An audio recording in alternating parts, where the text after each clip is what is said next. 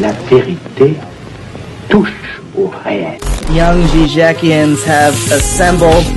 We have a very special guest. We have a special guest with us. Brian Becker, Dr. Todd McGowan himself, the inimitable Russell Spriglia, Isabel Millar. Engaging in conscious. In the imaginary domain, we have an intersubjective dialectic. Vanishing mediators.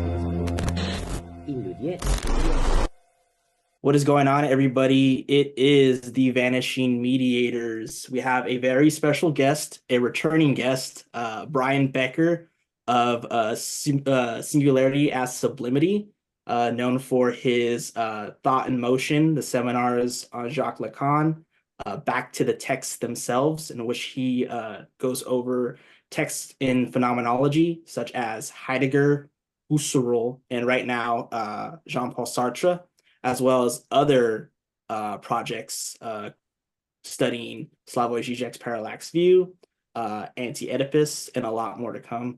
It's good to have you back on, Brian. How are you doing?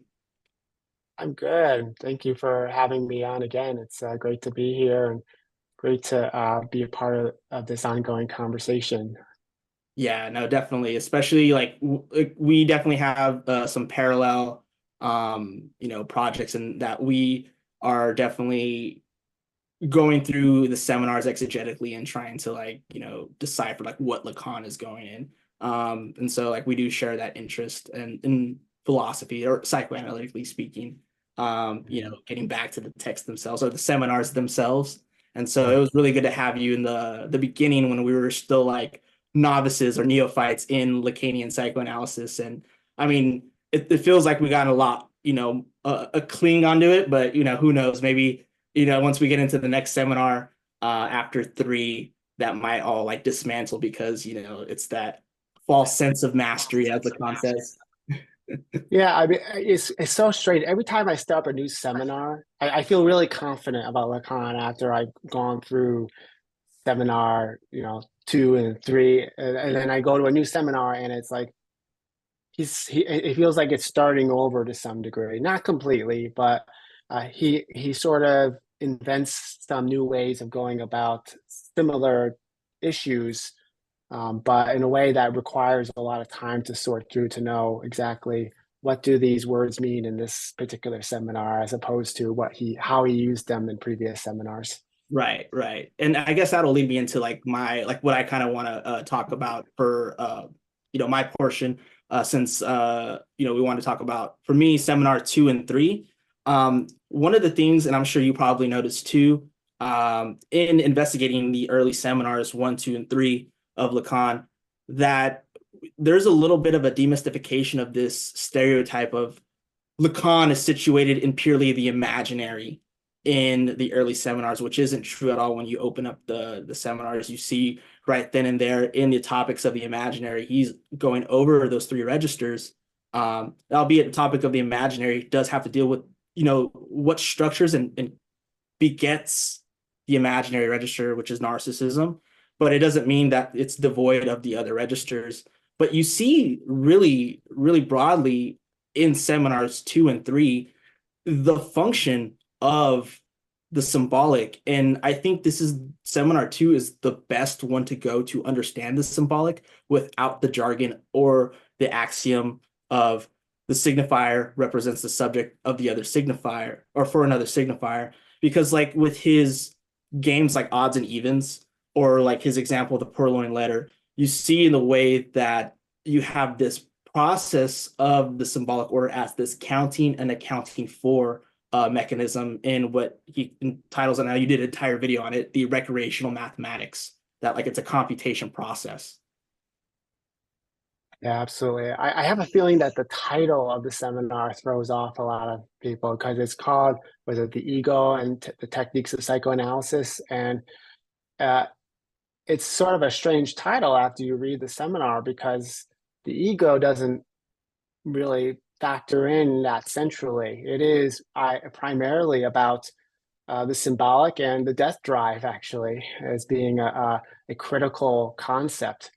And and in that light, it's been the best seminar for going to the Symbolic. I completely agree. In fact, I still continue to find seminar 2 to be the most useful seminar to go to among the first 5 that I've worked through so far. I still return to that as sort of the foundation of how to understand all 3 registers, in fact, and how they're related to each other. And he's built on that from that point in the following seminars. Yeah, absolutely. You could even say that seminar 1 is completely on the ego. Like seminar 2 is titled like the ego and Freud's theory and technique.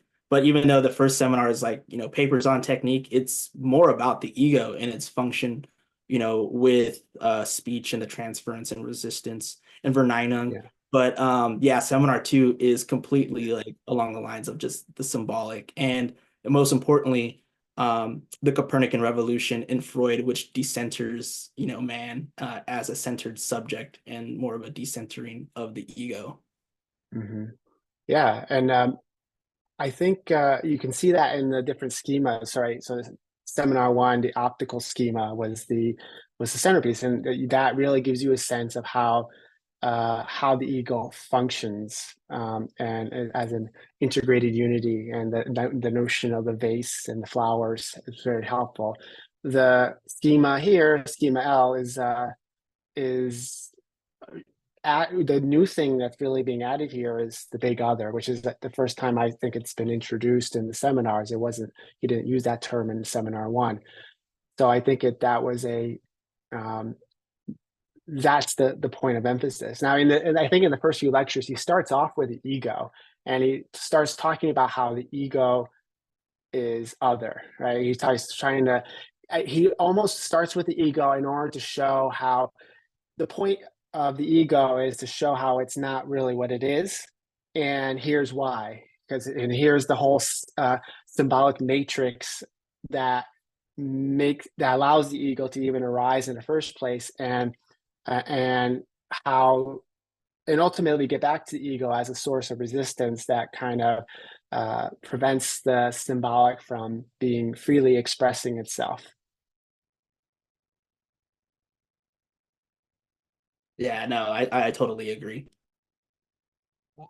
Yeah, and like to that end, it seems to me that what he has to say about this combinatory recreational mathematics, this game of odds and evens, and the way a very simple game of chance, where there's like an equiprobable outcome that's possible when these different coin tosses are grouped in a certain fashion.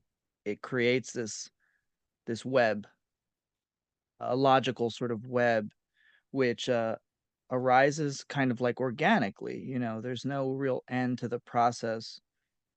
But to me, and I wonder if you would agree with this, when he talks about how the history of the subject is separate from the ego in its nature, that it has something to do with this combinatory that arises. And I've been thinking lately how he doesn't seem to define his concept of history all that clearly in seminar 1. And I wonder if it's too much of a stretch to sort of associate it with those coin tosses, in the sense it's not history in the sense that historians take it to be. It's like the importance of the events that are analyzed in psychoanalysis might not have to do with like the drama inherent to the event, but rather this kind of wild logic that arises there. Yeah, I think that you can, and in fact, I when we look at that, the game of odds and evens, and which is the most insightful piece for me in the whole seminar. So I spent more time on that, trying to figure it out, and then trying to present it, to work on how to present it, than anything else in that seminar. And when we start off with odds and evens, right, there's a 50-50 shot. There's just pure chance, and this is sort of related to the real. I mean, and in reality, just probabilities happen, and there's nothing that's, you can't predict what's going to happen the next flip just because the previous flip was heads or tails. But when you superimpose a logical structure upon that, a mathematical structure, where certain sequences of heads and tails and are assigned numbers, and there's a consistent logic applied to that, suddenly there's these restrictions you come up with, these laws that are just a product of logic. That, we all learned this in math. You can't divide by zero, and you can't. There's all these sort of rules that seem rather arbitrary, but they are necessary within just pure mathematics. And when you apply that kind of thinking to sort of real life, you create these artificially. You create these rules, these laws that restrict things in a certain flow. And this is where the history comes in now, because what he does is he takes that and then he superimposes upon that system another system, and then he assigns, so if heads and tails equals a 1, and then a tails and tails gives you a 2, and now there's a new system that says when you have a 1 and a 2 together, you get an A, or a 2 and a 2, you get a B. Now there's a new set of restrictions that come up in the second order layering, and that second order layering of restrictions can only happen because of that first layer of restrictions. So there's a history there that is repeating itself, a repeating of a law or restrictions, that it's not a exact repetition of what happened, but it's a repeating of a restriction that comes from that original one. So there's that. So that, and that's kind of a sense of history that I think Lacan is getting at, is that there's a history in the symbolic order that kind of follows through on different levels. And I think there's a story of Grébry, I think his name was. There was a story that I think Jacques Lacan talks about, where he's like, he goes to these inappropriate settings like a funeral, and he says, to all, many happy endings, or whatever he says. And then he's told, oh, you shouldn't say that here. That's not appropriate. And you should say this instead. And then he goes to a wedding and says that, and it's not appropriate. So similarly, there's a history of a failure or something, or an error that happens, or something you can't do that you're told, and you carry that through, but it looks very different in the future. Obviously, the content is different, but the form remains the same. And that's the idea of history for Lacan. It's a continuation of form rather than content. Yeah, exactly. That anticipated my next thought, which was that I think he says at the beginning of that odds and evens chapter that the symbol is not an image or a grapheme. We shouldn't associate it with like a kind of insignia. It is pure form, and in that sense, it's restrictive. That's right. It's a structure that imposes itself with a certain logic, a certain set of rules and laws that can be applied regardless of the particular variables you use. And the point of that is that actually is that's how the symbolic operates in our lives. We're thrown into this world of chaos and chance, but there is a symbolic order in which we are introduced to, and we are sort of absorbed into, that has its history, and that history both comes from generations of family. I get it from my parents, and there's a sense in which the symbolic is not reducible to any individual, but it is also always comes through particular people, and they express the symbolic order in their own unique way of failing. Their own failures are uniquely embodied, or uniquely way they embody the symbolic order. And that failure gets passed on to me as I get indoctrinated and as I inherit symbolic order, and I inherit that history of laws and failures that now I get to repeat in my own unique way, outside of my conscious awareness.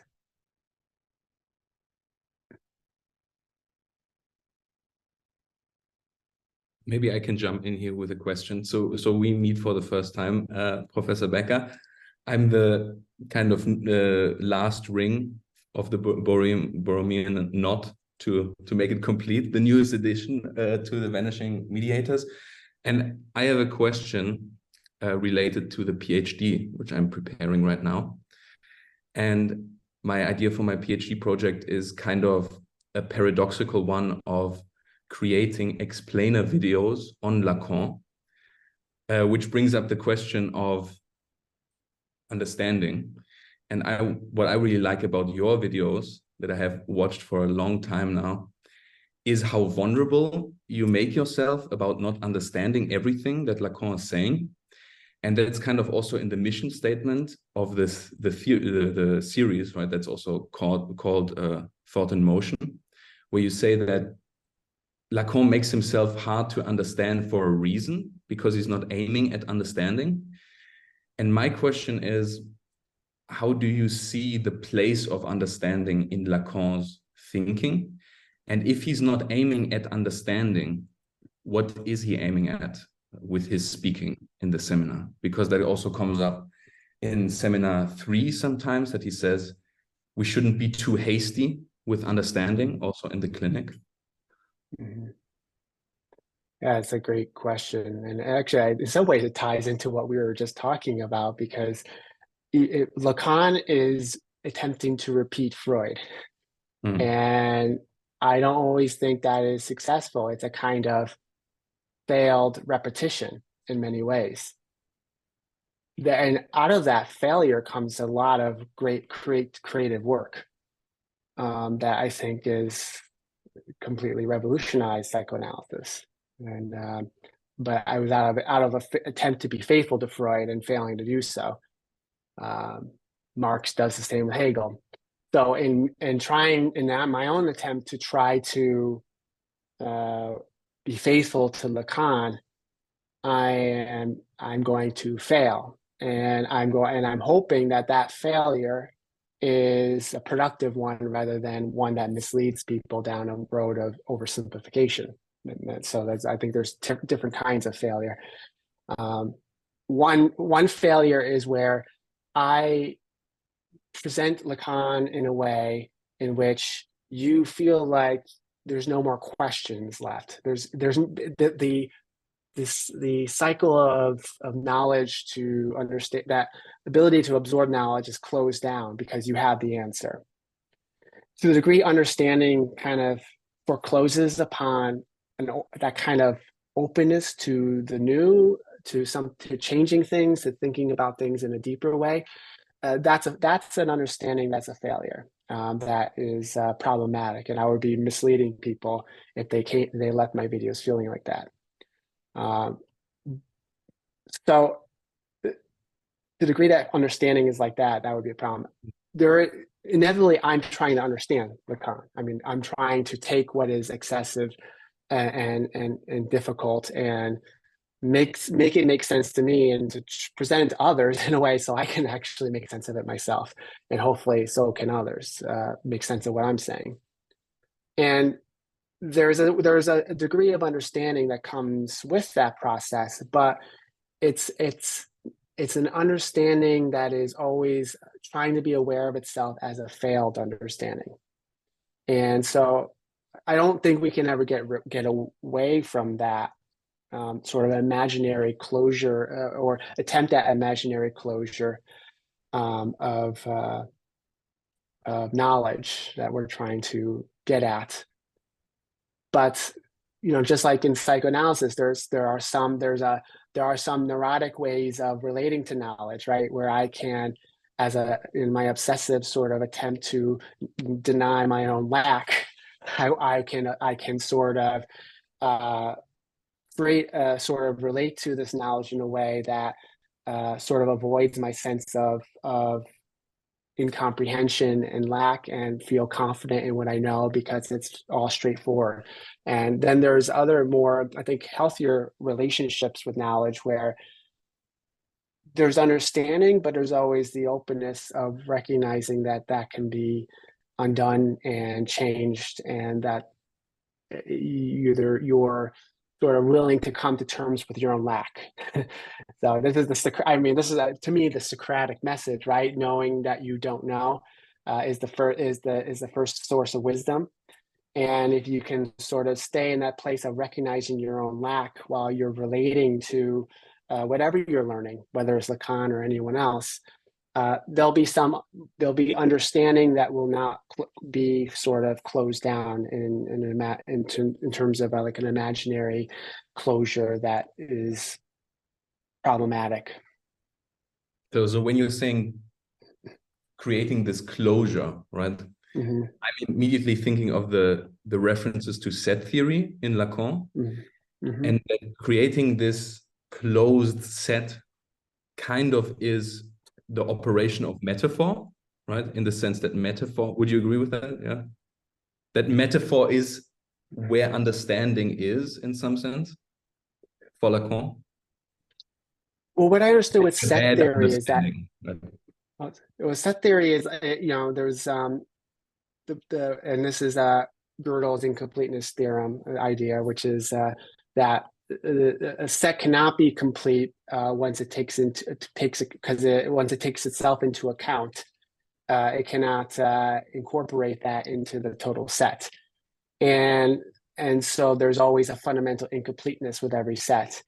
And I think that could be applied to this, what I was just saying, in the sense that when I'm trying to think about, when I'm reflecting on my knowledge and understanding of something, and when I take myself into account in terms of my own understanding, I have to recognize there's an incompleteness there, my own lack, that resists the totalization of knowledge. So when I'm saying imaginary closure, I mean like a sense of totalization, where I can present to you confidently, this is what Lacan says, A, B, C, and this is how you pragmatically implement it, in this way, that way, and that way, and it's just all clear cut.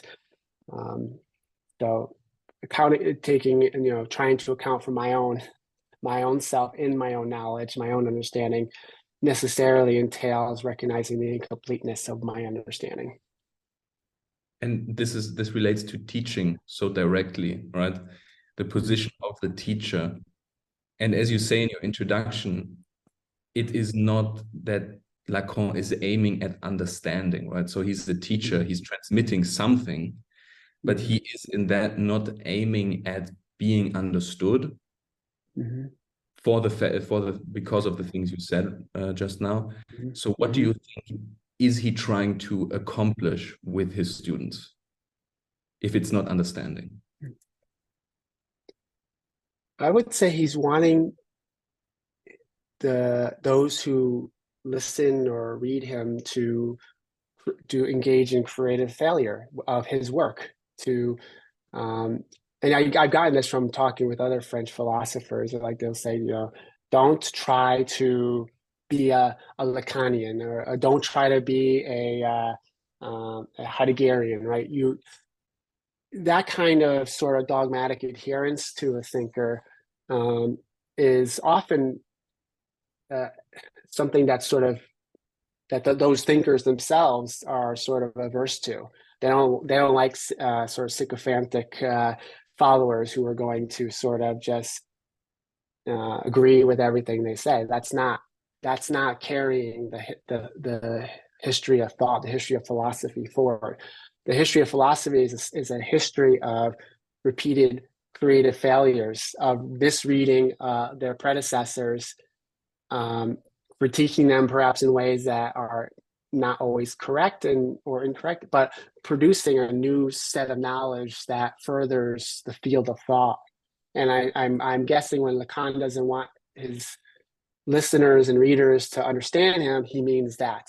He doesn't want you, because he doesn't want you to just not be completely lost and not get anything. He wants you to try to get it, but he wants you to not get it in a way that will close down your own creative attempt to repeat him in a way that will produce something totally different that Lacan couldn't produce himself. And of course, he is talking to potential psychoanalysts. Mm-hmm. So this further creative development, you think, would then relate to the development of clinical theories, or? Well, if you think about what we're like, some of that, well, you think from a clinical perspective, when we're struggling, what are some of the struggles that might be going on in terms of trying to live up to the demands of the superego, trying to, be, or we internalize an ego idea that we're trying to aspire to be. That so much of that can be part of the symptomatic expression of the analysan. And so I think there is a point in terms of thinking about how we relate to our client, to the analysan, in a way that it illustrates how the problematic nature of that type of adherence, how that can happen. Now, in terms of the analysan, there's certain kinds of things that, if he's teaching analysts how to do psychoanalysis, there are certain things he wants to get across. And at some points, he's very clear. And there are certain rules and certain boundaries that he gets across. And he also, how to say this? I guess the way I would say it is, when the analyst is trying to understand their client, rather than listening to the unconscious, and they are at risk of engaging in countertransference, and wherein countertransference is a situation where you have this the analyst filtering what the analysan says through their ego, and that starts to reflect the kind of ego psychology that Lacan is very critical of. So I guess I would say that he's trying to model what he would want you to do with the analysan in psychoanalysis. Which would be a kind of listening that would not include this kind of imaginary relation, right? It would include it, but you would be aware of it and not let it kind of dominate the. You would try to take the position of the big other, right, and try not to fall into the trap of, sort of the idea of mutuality, of intersubjectivity, of shared emotional reactions and bonding through the typical ways we deal with people in real life. That all of that is going to get you caught up into the imaginary in a way that there's no escape. So I think it's the closure of the imaginary rather than getting rid of it. Yeah, we have read a little bit of Milner's In Search of Clarity. I don't know if you know that. And in the beginning, he talks about the seminar putting the listeners into the position of analyst. And would you say that it would be correct to say that it's not necessarily that the only important part is that there is a certain content, a certain knowledge that is transmitted that can be understood, but rather you are put or forced into a specific position of listening, kind of, that is the position that you should be in as an analyst, kind of. Yeah, I think that's right. I think, being in a position of listening and being in the position of wonder and sort of I forget there was a couple in seminar one. Lacan talks about three different passions. There was like, and I forget what the third one was, but it was the one that was related to the analyst. I forget if it was wisdom. Oh, not sure, but anyway, yeah. It's about what kind of subjective position you take vis-a-vis the analysan, and that position needs to be one of not the one with necessarily who's going to understand the client in terms of the what they're saying, because they're saying with what they think they're saying with their words, the meanings they're giving to it is not all they're saying. So we have to listen past what we think it means to what the actual words are, to the actual signifiers that are being expressed, because the actual signifiers of the actual utterances of what they're saying, Lacan thinks, says more than what the typical meaning is of the words that we would apply to that in an ordinary conversation.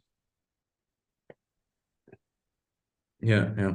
I have another question which is kind of related to that question of teaching and maybe also understanding, and that's about the mathemes, because you also use in your videos often like these illustrations, which makes it much easier to follow because you can keep track of all the terms and how they are related. And you make use of course, the Lacanian mathemes in that. And Lacan is saying in L'étourdie, for example, or in Seminar 20, when he really gets into developing the matheme, right? He also, of course, uses schemas before that. But he says the matheme is the only way to make his kind of speaking teachable or to ensure an integral transmission. So something is being transmitted, but it cannot be through the typical form of language, which I guess the problem there could be related to the problem of understanding. Why do you think this specific form of schemas is the only form to transmit this teaching integrally, and what then is transmitted if it's not that kind of meaning of understanding? I would say it's more, I see Lacan very much influenced by mathematics. And I think that the idea of teaching formulas, the way in which mathematics, expresses what it knows, it's not necessarily the particular numbers you plug into the variables, right? And it's about the formula, right? And if you have the formula, you can plug in all sorts of numbers in all sorts of ways and get the answers that you need for that particular situation. The formula is what's important, not the specific example of the formula. If you were just presenting someone with just a particular set of numbers that are already there, and you're trying to teach them this is how we have to do this example, they would learn how to maybe use those numbers in a particular way, and they would think the formula is actually about those numbers, that they're somehow really important. But what is in fact important is the structural transformations that take place with those numbers. And so I think something similar could be said in terms of what he's trying to do with psychoanalysis. If he gives too many like visual images to kind of illustrate what he's trying to talk about, if he uses sort of too concrete of examples, then it's very easy to think you understand what he's saying because you get the content of what he's saying. But you miss the form of what he's saying. And he's always trying to get you at the form of it, not the content of it. And this is one of the reasons he tries to stay a bit on the abstract level, because at the abstract level, we're dealing with the sort of structural level, the symbolic level. And it's very, very, very easy. He recognizes how easy it is for us to get sort of snagged into the imaginary aspects of a particular example. because it gravitates. We all love examples. We all love case studies, right?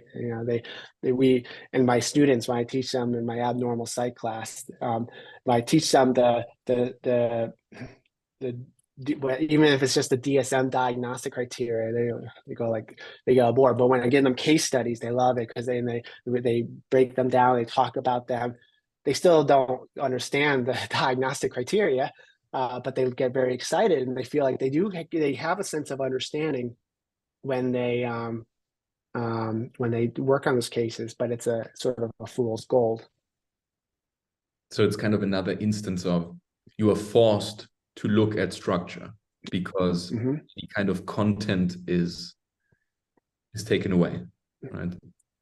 Yeah, exactly. He's not letting you rest on your laurels by giving you a nice clean example.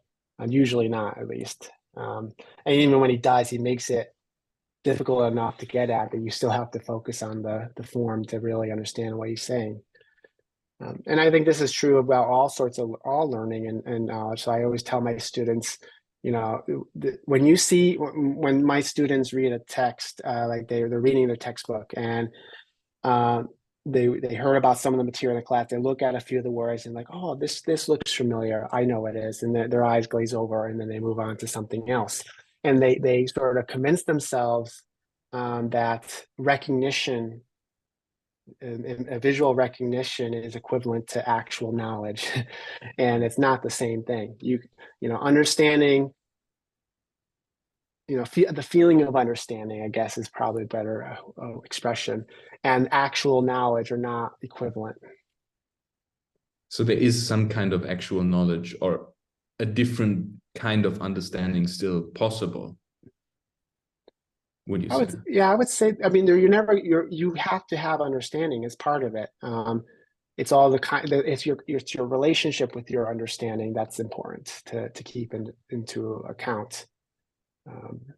Because there's again, because of that sense of, oh, I know this already, and so I don't have to be curious. I don't have to be open to being wrong or recognizing my own lack of my knowledge.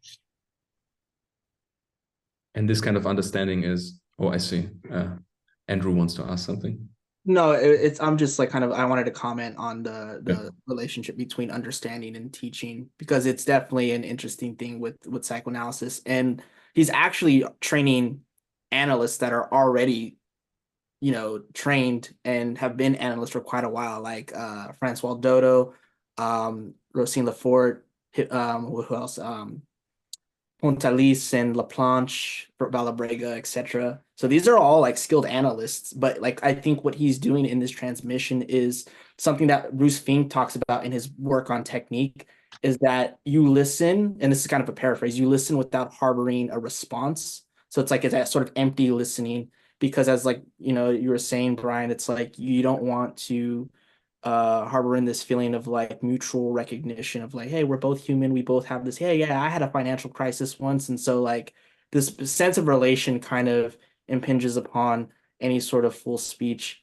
And you mentioned those three passions, and I believe they were love, hate, and ignorance, if I'm not mistaken. Yeah.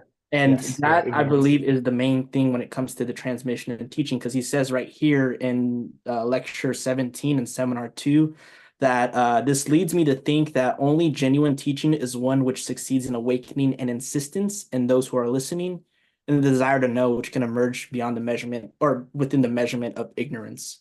And so it's like, it seems that you have to place yourself, and I don't know if you would agree with this, but like if there's any passion besides the love, which is transference love, it's the position yourself as ignorant, which evokes the passion for learning, as you were talking about the Socratic, principle of like, I know that I know nothing. I know that I know nothing of this patient, and so why would I create a model of a healthy ego that is universal for all people just because they have egos, for lack of a better term. And I think Leon Brenner has something called Against Reality, which is a critique against ego psychology, because they place this sort of commonsensical neutral reality as it is, and if you have any pathologies or something defenses of the ego, will situate you in what reality is supposed to be, which is kind of a little bit perverse in a sense. But needless to say, there should be this sort of passion of ignorance in which not only the analysts should kind of maintain, because they should also be treated as ignorant from the analyst end, because that kind of provokes the ambivalence that kind of starts to project all those things of signification and ambivalence or hate, if I'm not mistaken. And I think you mentioned this in seminar 1 towards the end, that like when the signifier goes missing, the imaginary converges with the real and it takes the form of hate. And so it's like the projection of hate brings out something that could be exemplified as a real form in the form of a passion. And that is also critical for analysis to pay attention, or the analyst to pay attention to. I don't know if you would agree with that. Yeah, I think that's really well stated. Yeah, I think that gets that perfectly. It was interesting about the idea of hate and the binding of the imaginary and real, because when you talk about seminar 3, it starts sounding also gets closer to psychosis, which looking at developmentally, you are situated in the you're sort of stuck in that imaginary relationship of ego and little other. And there's a kind of dialectic of jealousy that and hatred that goes on, and this is partly why you can tend to see a lot of persecutory delusions in psychosis. It happens in neurosis as well, but at a more or less without the structural regressions that come with psychosis, where reality starts coming apart. Right. No, absolutely. And I think also, just like in the way that we have to learn Lacan is through like shifting our relation to understanding, because I pointed this out to the guys that like when I was rereading seminar 1, the stuff on narcissism, I didn't realize, and I glossed over it, like the handful of times that I read it when we were doing the recordings for seminar 1, he references the stickleback in mating metaphor in seminar 1, and then goes back to it again in seminar 3 to talk about the lure, captation, and this sort of like seesaw of the dialectic of I guess it would be jealousy, or just this dialectic of like aggressivity and eroticization. But I wouldn't have known if I would have like went back and like, maybe I should reread this again and kind of measure my own ignorance and actually look at stuff that I glossed over. Mm-hmm.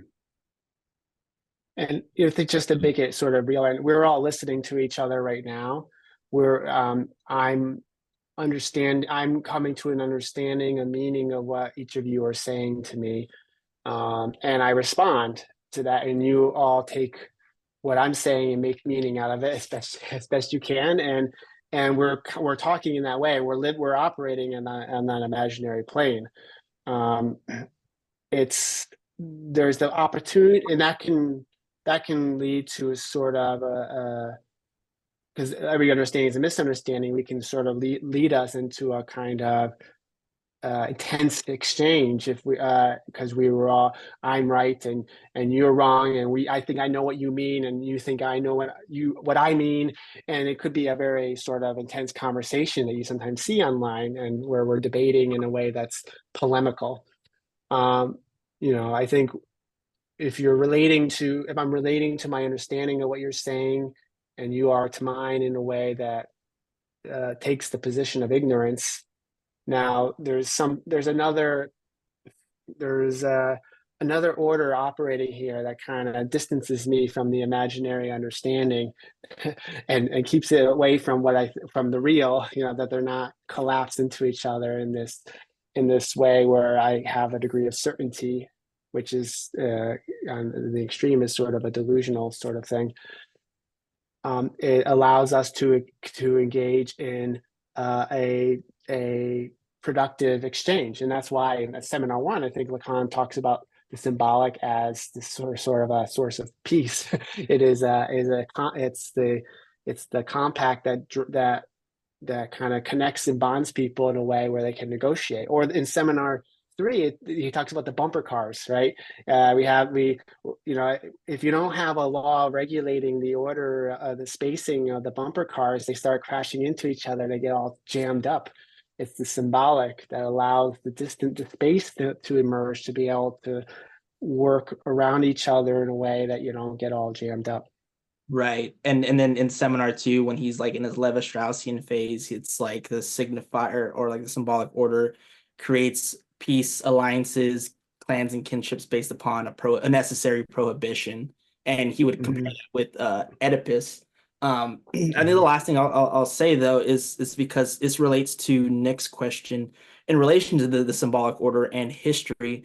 And you were talking about like failures. And I love that joke, that whole many happy returns. I say that so ad nauseum. It's ridiculous. But like if we're talking about this history, which is not like a historian's perspective, but more of like an artificial memory, something of a memory count that comes up, an example like the odds and evens and repeats, and it is like a failure. It's almost like as if what is repeating in form, which meets with the content, ends up in a sort of deadlock, like a repetition based upon a deadlock, a logical deadlock. And I want to know if this is kind of like what leads to this repetition is, on the one hand, possibly this insistence upon error, which is the superego, but also in what is called the time of understanding in logical time, because it seems that this sort of aha moment in the logical time essay, which if in seminar 2, it's much easier to read than the actual essay in the ICD, but you get this aha moment, which is a sophism, but it is a sophism because it's a fallacious and specious argument, and so the logical conclusion isn't a syllogism, but of a sort of deadlock, because it necessarily leads them back to a retroactive point of reflecting on, is my solution correct? And with time being a factor, it's like this hesitation comes into account. And it's like, in fear of not being a man, I declare myself a man upon other men, and then they keep going forward. And then there's this moment of hesitation because they all three don't know who's the white one and who's the black one, but they move when he moves, they stop when he stops. And we're always in the position of subject A, who's supposed to be the free subject, but only thinks so based upon a perfect solution, which is a sophism, which always leads into a deadlock, which comes back to a retroactive time of understanding. Yeah. Do you think that connects up with the idea that the discourse between the big other and the ego hits the wall of language in this imaginary? Yeah. This is sort of like embedded deadlock based upon like some symbolic, like whether it's a prohibition or something that there is a conflict in structure, like, and the sort of imaginary dynamic, it seems like. This is where I've struggled, because there's the repetition of the prohibition and the superego insistence it's sort of very close to, it seems very related to the repetition compulsion, and then there's also the insistence of the unconscious subject, the elided signifier that isn't expressed and so wants to be. So and I haven't figured out how to think about this, how there's two forms of repetition that are seen to be coming, and they almost seem to be at the point of this wall of language and the ego, which is a source of not repetition but of resistance that does not allow that discourse to be public. Instead, gets interpreted, because if the ego is sort of like the central symptom here, and it's sort of it gives a meaning to whatever is there in a way that is missing the mark, and then that expresses itself in a particular way. I don't know if that. I had trouble reconciling all that and figuring out how to put that all together. But and that's a good thing though with your point about resistance, and then we have to factor in censorship, because if there is this sort of insistence upon a failure, which as we were talking about, based upon the reconstruction of a history, a logical history, a structural history, um, it's like as if this insistence is based upon an error, which we could probably correlate. I always like to correlate with the prohibition, because if it's a Mhm. prohibition, but it's also impossible because it leads to a deadlock, why prohibit it? Which is something that Zizek mentions in For They Know Not What They Do. Mhm. And so it's also like the Mhm. censorship, which is related to the superego. It isn't the same, and I think you say this in your video and seminar too, but they kind of play a part. And so like the censorship and the superego keep prohibition from being acknowledged. Mhm. I don't know if that makes sense, but it's stuff that I'm grappling with. Yeah. So there's the law of the symbolic order, right? Yeah. And that gets communicated through the symbolic father, which we are, if we are moving through the Oedipus complex, we internalize. Um, then there is this superego that is a piece of the law, but a law that misrecognizes the law, that a law that becomes a law unto itself and repetitively insists. It's a now Zizek talks about how this is the super egoic command to enjoy, right? But in Freud's time, it was talked about in terms of this sort of oppressive censorship of no. And I see the superego as the particular dimension of the law that gets expressed through the unique father that is, or whoever is situated there, who is embodying that position of authority in law. The way in which that particular failure of understanding the law gets communicated to the subject. And so that's how I kind of distinguish those.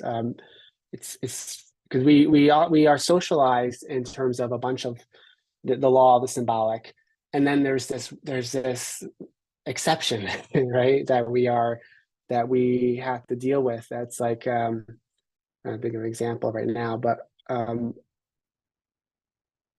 where it goes beyond the law. It goes beyond what we're supposed to do, but we feel compelled to do it, and that's the superego.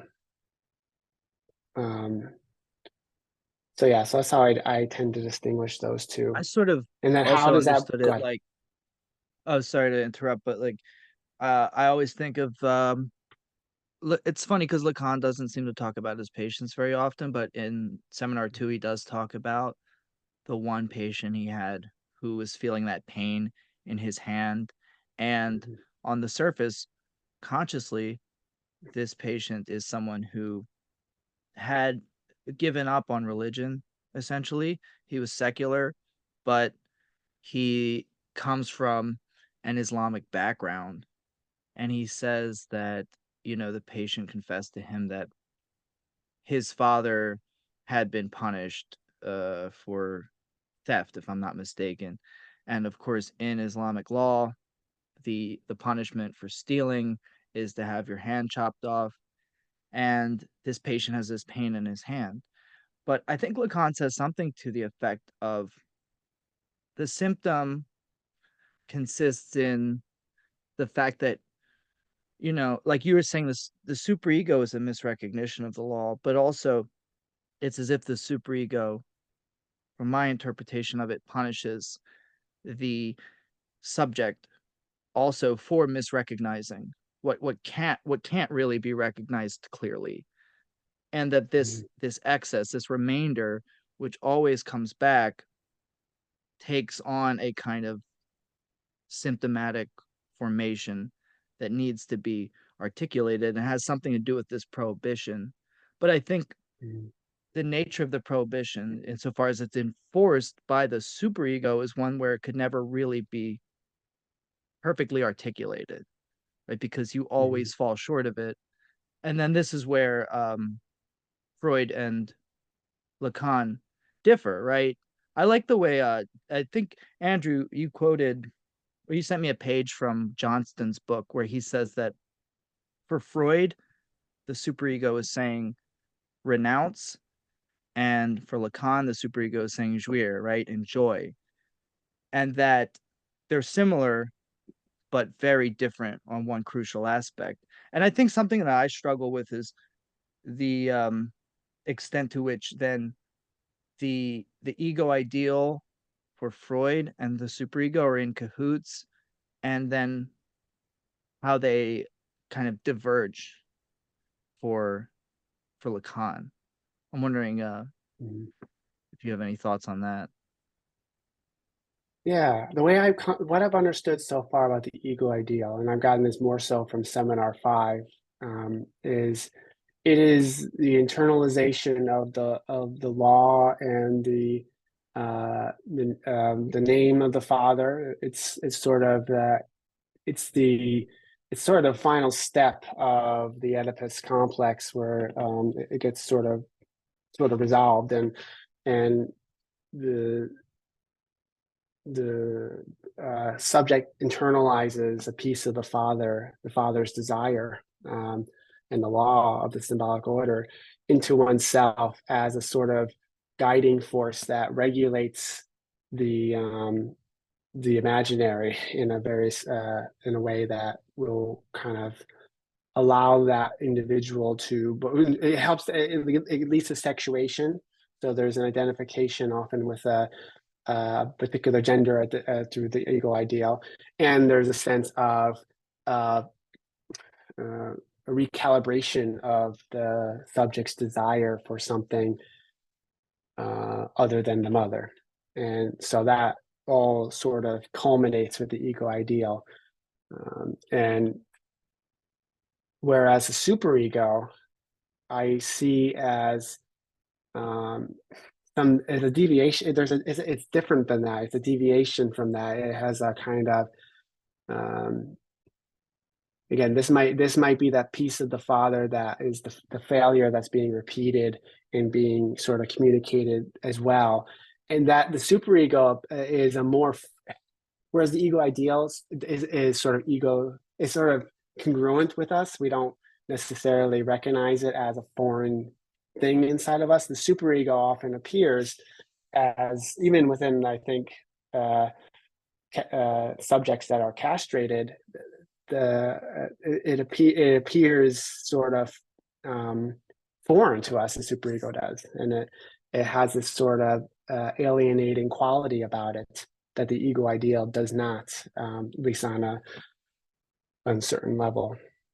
So that's how I kind of seen the two, really. But it's not always clear in Lacan, and I think maybe I'll figure out more as we go through the seminars, and how these all both relate to the big other in some way is interesting. And I'm not quite sure how, like, is the big other, like, as a source of authority, is that the source of both the superego and the ego ideal, or is that something else?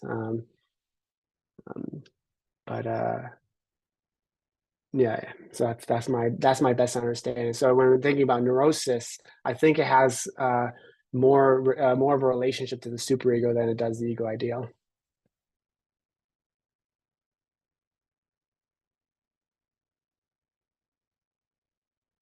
Oh, I was gonna say, if you have anything, Nick, I was gonna go ask one thing to lead into seminar 3.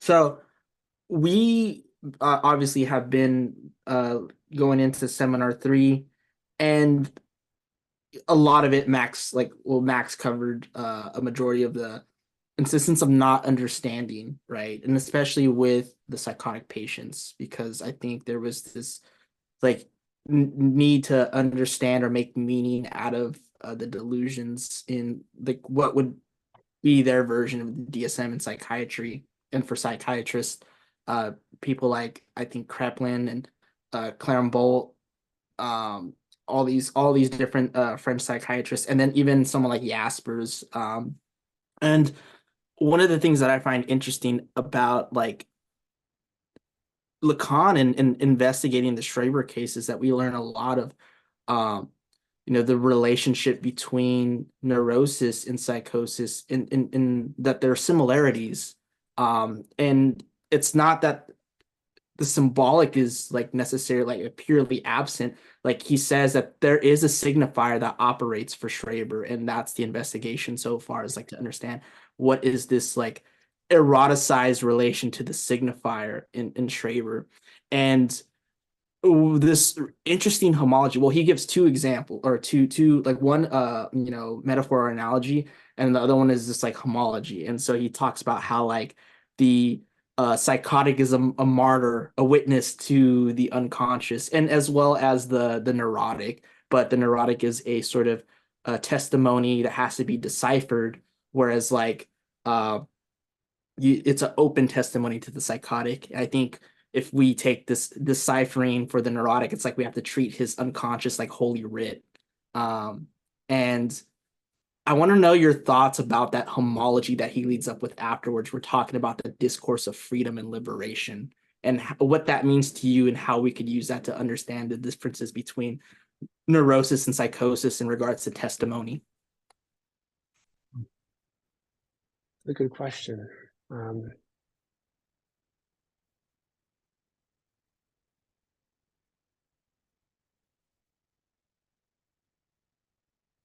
You got me on that one. I had to think about that a little bit.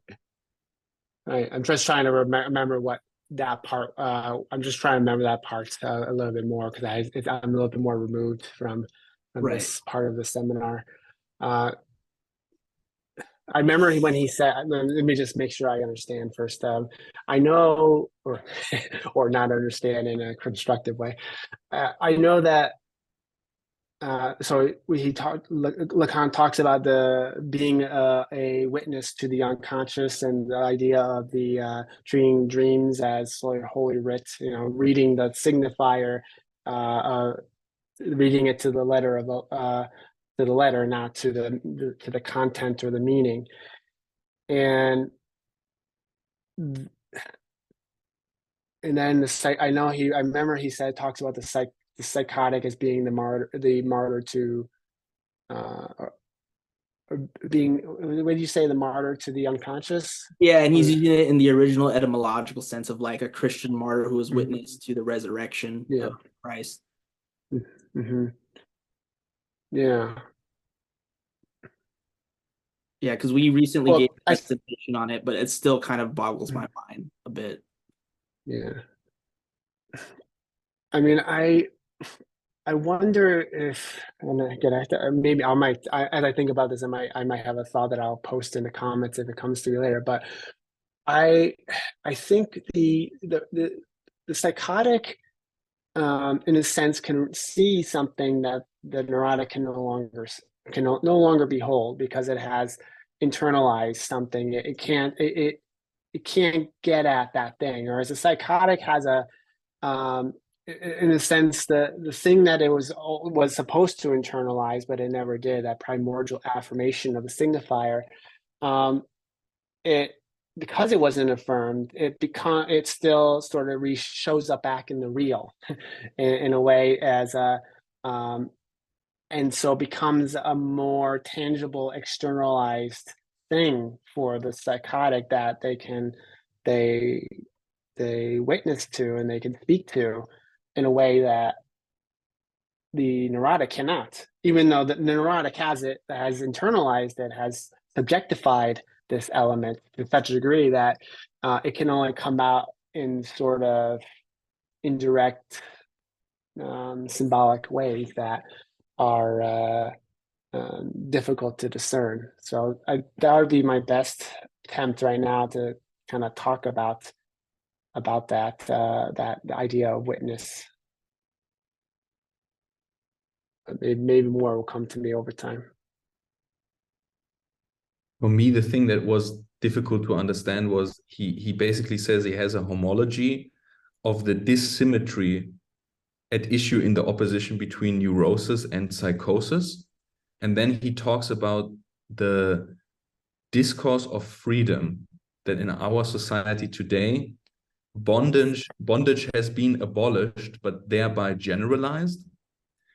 And he talks that there's this discourse of freedom that has been alienated from its aim and object, and then goes on to say that this is related to a resigned abandonment to reality. And we were wondering in our last discussion, where is psychosis and where is neurosis, and where does the dissymmetry between those two pop up in that description of, I guess you could already call it ideology, even though he doesn't say that. Yeah, is this the part? Is again, this is only vaguely coming back to me from your description. Is this the part where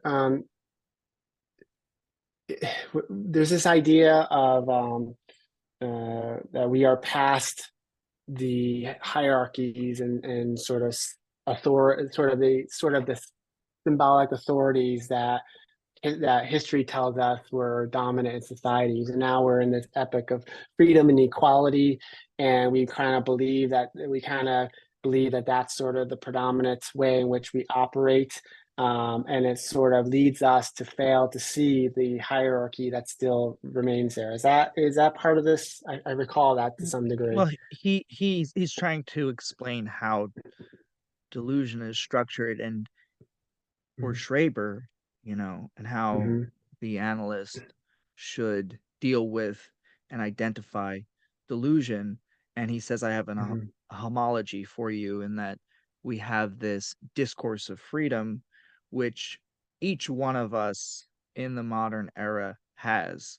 But as soon as we try to articulate it, there are all of these different sticking points. It's impossible to reconcile your understanding of rights with my understanding of autonomy, and so on and so on. And he says that this discourse of freedom has the nature of a delusion, not only because these aspects are irreconcilable with one another, but also because it's like, as soon as we try to enact social change or think about what revolution would look like, or even what would happen after revolution, we bump up against reality, and our attitude is one of like resigned abandonment.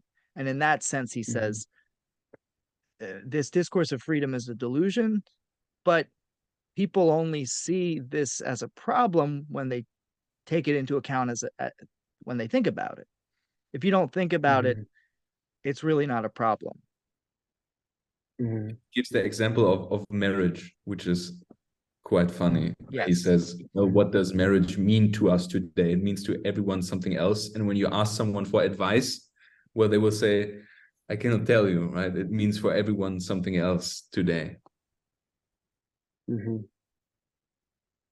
Yeah, I mean, I'll talk about delusions a little bit, because I think I'm having, I remember all this part, and I just can't speak to it specifically enough. But I can, what I understand in terms of delusions is the idea that in encountering the signifier out there in the real, the ultimate step of the subject is to cobble together a set of signifieds that can make sense of the unexpected intrusion from the real that they're encountering, and cobbling that together in a way that creates a belief system that makes sense of it, even though because it's not tethered to a quilting point that can bind this to a common shared discourse that is shared with others. It sort of goes off on its own as sort of a delusional belief that doesn't really make sense to other people. And in some way, and maybe I say this at one point in one of the videos, like when you think of conspiracy theories, right? Or you think, and that's the more obvious example, where people cobble together bits of information and create a meaning out of it. But in reality, we all do that. I mean, there are, and maybe one of the differences between a psychotic and your usual and neurotic is that the neurotic is able to participate in the collective delusions of society, whereas the psychotic cannot. And in fact, this is I think why Deleuze and Guattari, actually hold the psychotic up as a sort of an ideal here, because they are, in a sense, able to see things in a clearer way, or at least break out of the social machine and its configurations, that in a way that the neurotic is not able to. So I don't think Lacan goes as far as to uphold the psychotic that way, but Lacan does seem to emphasize there is that parallel there between those two groups. I don't know if that's sort of what I recall in that part. And so we're all not that far away from a delusion. It's just that we can situate our meanings within a shared discourse that allows us to collectively operate in that delusion.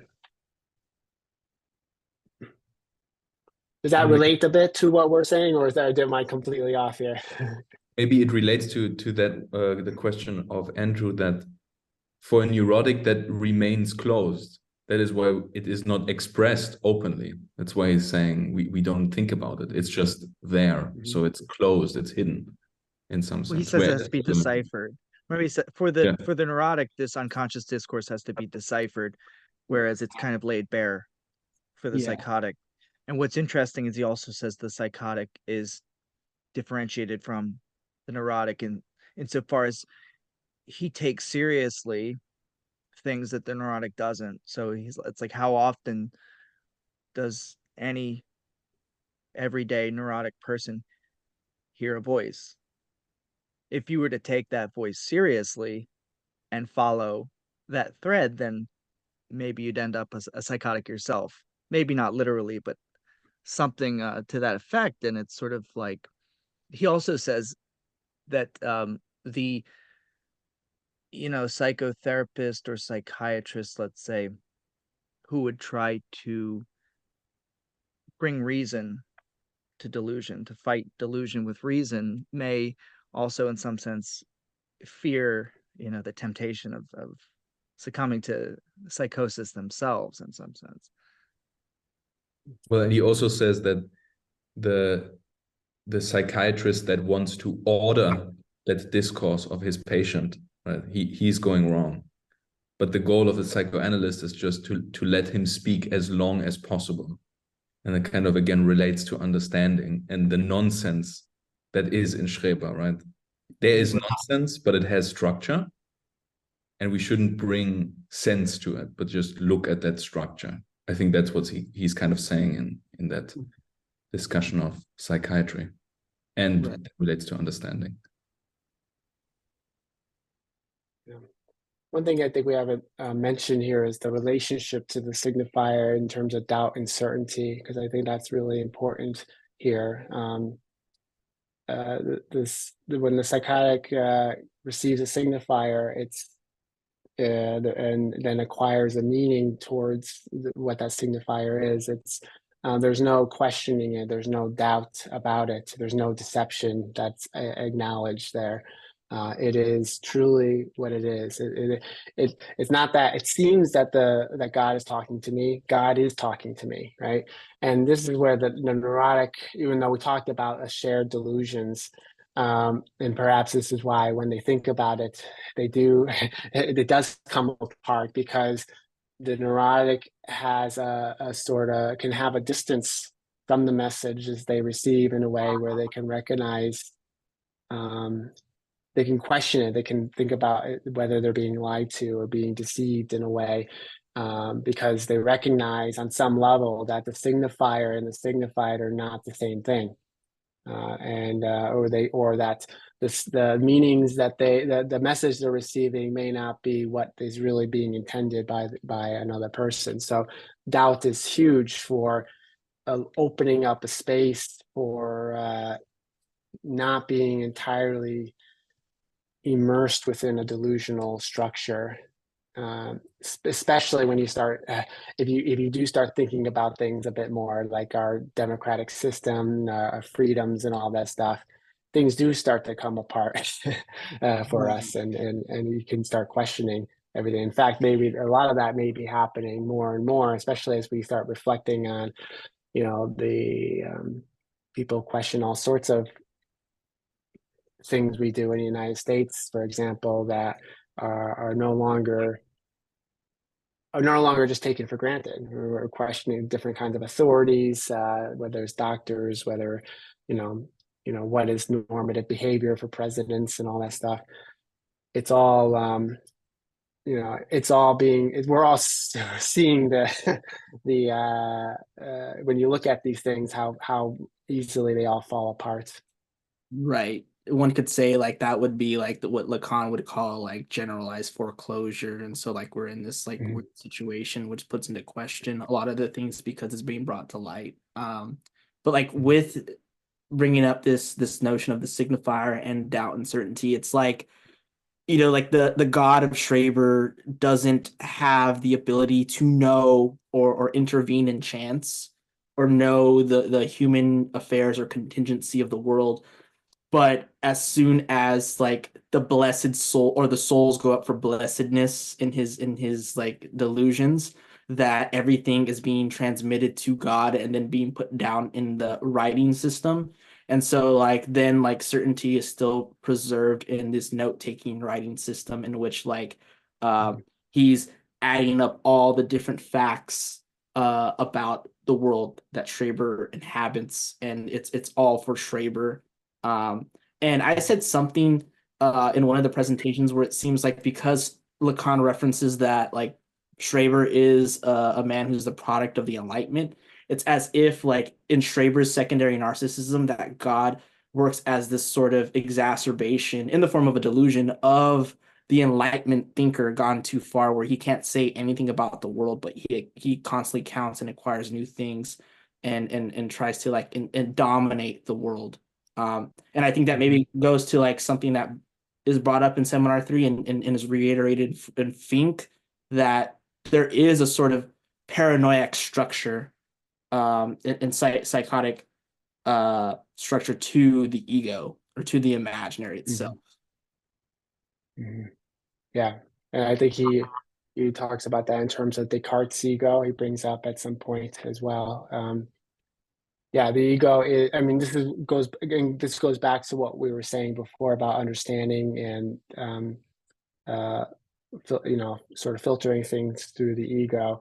It is always when the ego is when you're understanding something from the position of the ego, it's always there's a degree of certainty around understanding that is inevitably there, and it very much reflects the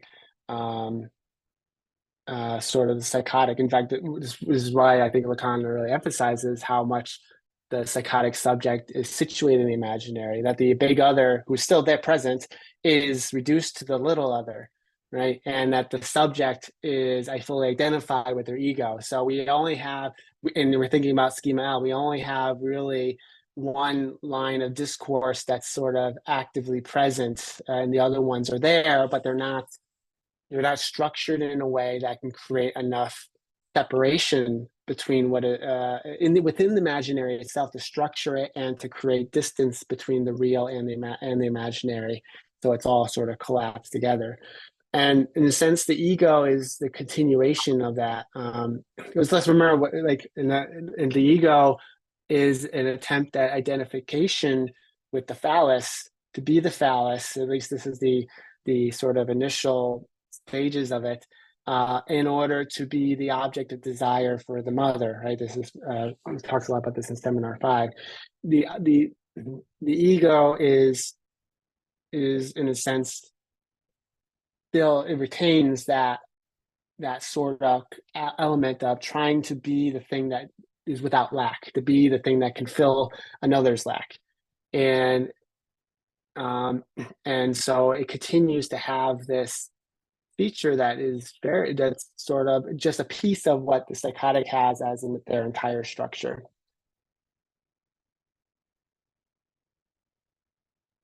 I wanted to refer to something that came up often in our discussions of Seminar 3, which was the quilting point. And metaphor. And I feel like in some sense, it's almost common knowledge that the psychotic doesn't have metaphor. And I think all of us started out with thinking that. And that's why we were often thinking, well, that's why Schreber's hearing these unfinished sentences. But it came up in our discussion that actually he still feels the need to end these sentences. And we were wondering, well, that then implies that still there's some kind of metaphor in his world, right? This quilting point still is there for him. Can you say something on that? Yeah, I'm not sure if that still entails metaphor. I mean, because the way in which, I mean, there's a kind of metonymic sort of displacement, I think, that kind of happens where the way he ends it is it's not like he's not using the way in which the sentence is ended is not based upon a sort of it's cobbled together from sort of the whatever happens to be there, these sort of pieces of signifieds or meanings that the subject is working with, and so completes it in a way that's sort of seems to have a more metonymic structure than it does as a metaphorical substitution. Is my understanding. Right, because if he evokes a comparison between Schreber and Saint John of the Cross, and in reading John of the Cross's poetry and his a lot of his stuff, like, you know, he'll use stuff like the dark night of the soul. He'll kind of compare his relationship to God as in mystical experiences as a sort of like one who gets in a mystical experience with God is in a sense a marriage, which is not the same thing in the sense that, well, he's creating poetry, he's creating structure and scansion. And then also even the term dark night of the soul is a more metaphorical connotation that he describes versus like the neologisms of, let's say, Schreber, who thinks God is for him and only for him he's certain. And yet at the same time, there is this comparison, like question that he brings up is of John and the Cross being psychotic, because one of the things you could see similar between the two is that for both John of the Cross and Schreber, God is present. John of the Cross brings up the things of like presence of God. And the same thing with Schreber. Like Schreber says that God is too distant, but at the same time present. But we could see that there's a difference between an attempt of metonymic and metaphor and metonymy in John of the Cross. Mm-hmm. And I think you see it well expressed later on in the analysis of the play Athalie, I think, by Jean Racine, where he talks about the soldier comes up and talks about he's worried and is fearful about someone, Athalie, coming in and destroying the reputation of the priest or something like that. And the priest says something like, you know, the only thing there is to fear is the fear of God, right? So, and what Lacan is trying to do here is show how in this use of God, the fear of God in particular, as a kind of signifier, it is meant to bind together all the other little fears that we have about all sorts of things in life. It makes them, changes their meaning by being replaced by this one fear, the fear of God, which is in fact something positive here. And so it sort of helps to make sense. It gives meaning, a new meaning to all my individual fears, and situates them on a different plane. I guess this would be opposed to God, that God would be another source of fear here. It would be sort of the sort of psychotic relationship with God doesn't do that in the same kind of way. such that it sort of brings all this together and transforms its meaning in a way that that can sort of create a sense of cohesion and coherence within the structure to which that subject is operating. So I think that's sort of another example of this way operation. It's the structure how God functions in this situation, because God is a big the God in the case of Atzli or Saint John of the Cross is a big other operating on a symbolic level, whereas the God that comes to Schreber is an imaginary little other that's appearing in the real, and so can't encompass everything because it's just another piece of the disjointed experience that the psychotic is having. And with the God as an example of quilting point, there is some kind of closure created in meaning, as you just said. Whereas I just looked at the sentences that Schreber receives and the appropriate endings, and they don't give any closure. For example, one is, now I shall, and then to finish it would be, resign myself to being stupid. Or another one is, I shall have to think about that first. There's no closure there. Yeah. So you have, and it's interesting, right? Because you think of, because we're operating on the level of the imaginary, so you think that would deal with closure, but I think that the quilting point, the closure of the quilting point is a little bit different than the sort of imaginary closure, right? So we have because ultimately Schreber does develop this sort of delusional certainty about the meaning of the words he's receiving, or the signifiers he's receiving from God. But it's constant. But it is also happening in this way where there's also this constant sliding of meanings at the same time. Things come to mean different things. There's always certainty, but there's always this inconsistent sliding of meanings. And I worked with people with schizophrenia, and one day this client is believes that she's the Virgin Mary, and she's absolutely certain about it. The next day she believes that she is she was an angel called from Jesus to come and save the world. So I was like, she was absolutely certain about both, but there's no consistency across these delusions, as opposed to the quilting point, which sort of consistently binds together signifiers and signifieds that can stop this sliding from happening, at least not as radically as it can happen in psychosis.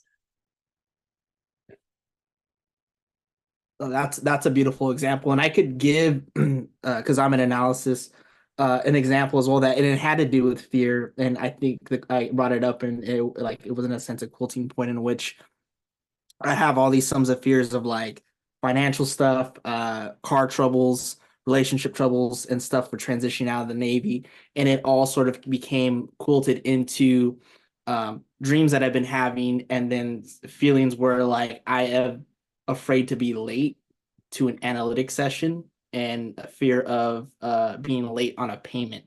And so it all quilted in being late, and it strengthened the transference. And so like you could see how that operates in the analytic session, where there is this consistency rather than this sliding back and forth on like an imaginary certainty. And early on, the child, this is one of the purposes of the phobic object, is the child in confronting the enigmatic and seemingly capricious desire of a mother, a desire that, to the child's perspective, is unregulated by the law, by any other law other than itself. And there's yet to be this internalization of the name of the father, that signifier. The child tries to find something that can sort of stabilize the overwhelming anxiety that's going on, and so chooses a phobic object like the horse in Little Hans as a way of sort of binding things together, as sort of focusing the anxiety so that it can be a contained fear rather than a pervasive anxiety. and it makes it more manageable. And this is, in a sense, a precursor to what will hopefully ultimately take place, which is the internalization of an anchor point that will allow a sort of structurally the subject to bind signifiers with signifieds in a way that will help them operate within the social space. That brings up the super interesting question of the clinic of psychosis. And with the story of Schreber, it's kind of interesting how his fantasy develops, or his delusion develops, always with the theme of feminization and some kind of aggressor, right? And in the end, he seems to overcome this horrible and unmanageable phase of delusion through this story of being the wife of God. And then he kind of is able to live out the rest of his life with that story. So would you say that this kind of functions as some kind of strange form of metaphor still in psychosis? Yeah, I mean, there are a lot of individuals with psychotic structures that function quite well in society. And they have something that keeps it together. It's fragile often, so there's always a point in which it can become untethered in the future, but it has a sort of it's sort of functionally equivalent to that internalized name of the father signifier. And in particular, when it comes to, because one of the aims of the ego ideal is it allows for the process of sexuation and the assumption of a particular gender, and that was something that if Lacan is correct, Schreber didn't have that initially, and that's a critical for Lacan at least. This is a critical component of identity: is, what does it mean to be a man or a woman, right? And regardless of biology and the biological sex of the individual. And normally through the process of socialization and the Oedipal complex, we internalize, we sort of come to a stabilized meaning about what that might be. And it looks like Schreber came to that in some way, maybe with if we're thinking of the stools of the table, the legs of the stool that hold the stool together. Maybe you have a sort of makeshift third leg that is keeping it up for now. But again, it's not, you apply a certain amount of stress and additional trauma, right? That thing can come down much easier than it would for someone who doesn't have a psychotic structure.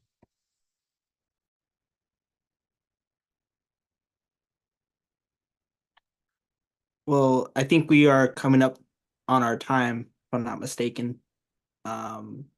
Yeah, I do have to get going. But it went quickly. It was definitely. For good sure. experience. I love talking about. I mean, it's just so great because now I'm going to be thinking like I was last time. I was just thinking a lot about our conversation. And it was like, okay, I had to look back at this and to think about this more. So this is like, because you're doing this, I'm always doing this on my own and talking about it and living in my own little world.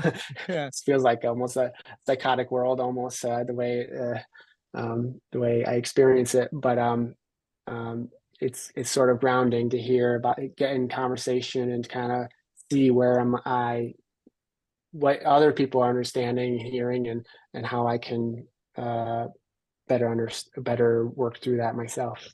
Right. No, definitely. And like I said, like, you got your own project going on, but in a sense, like we intersect in some ways because of the thought and emotion and what we're doing with in-depth exegeticals with the seminars. And so it does help when you could exchange those ideas.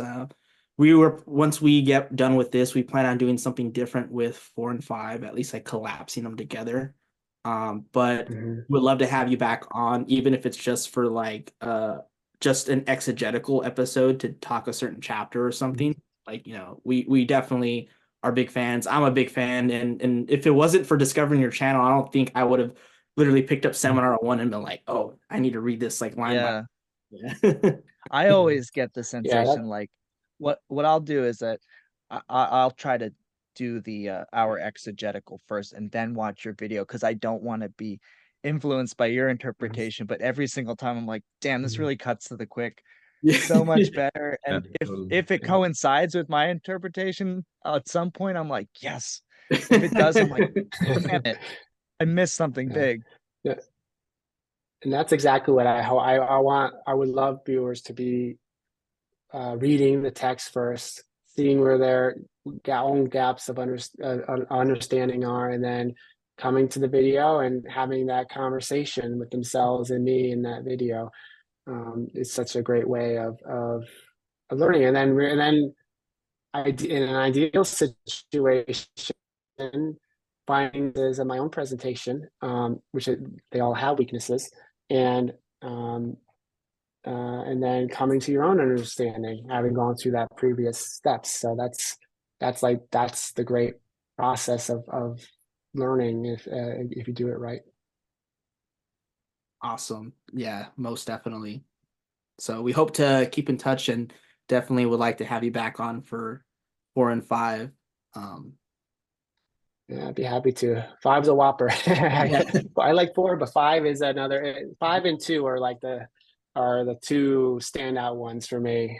So I look forward to getting into both of those 4 and 5 seminars down the road. And doing it in an exegetical way would be great because I actually feel more comfortable focusing on like a piece of text because I can stay focused. Whereas talking about ideas in general, I'm better. I like it. I like writing that, but talking about it is always fills me with anxiety because I'm like, I know I have to boil down my words to something a little bit more concise to be able to have an exchange like this. And I'm always like, how am I saying this right? Right. Yeah, the focused exegetical part would be great. Awesome. Perfect. So definitely we'll keep in touch and definitely would love the exegetical stuff. But Yeah. that being said, this was a very enlightening conversation. For sure. Yeah. Yes. Definitely good stuff on seminar 2 and seminar 3 and a lot to think about. So, and I hope again that this will help you in your projects as well. It had me think about a lot of stuff too. Yeah, definitely. But with that, as you like to say, be well. Be well. You will. Happy holidays. Happy holidays. Happy holidays. Yeah, Yes. happy holidays. Happy holidays. Yeah. Enjoy. All right. Bye, everybody. Okay.